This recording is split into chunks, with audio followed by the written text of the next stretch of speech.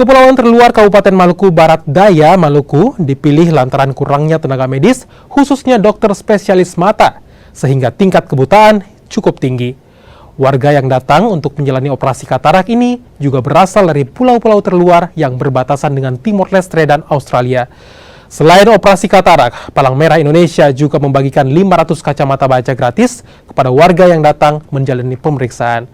Kegiatan ini pun disambut baik pemerintah daerah Kabupaten Maluku Barat Daya dan juga warga. Dari Pulau Leti, Desa Nuewang, desa yang terujung dari Pulau Leti, desa yang berbatasan dengan Timor Leste maupun Australia. Ya, kami juga bersyukur atas informasi yang disampaikan kepada kami masyarakat di Pulau Leti bahwa pelayanan gratis operasi mata katarak oleh PNI, makanya kami melewati lautan dengan speed penyeberangan.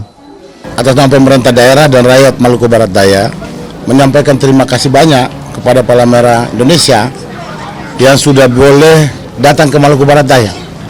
Kami ini cukup jauh dari pusat-pusat kota, tapi Palang Merah Indonesia menunjukkan bahwa memang pelayanan kesehatan itu tidak hanya di kota-kota. Dan ini buktinya, di penghujung-ujung Indonesia ini, Maluku Barat Daya di batas negara dengan Australia maupun Timor Leste, Palang Merah Indonesia hari ini datang di sini dan melayani masyarakat kami.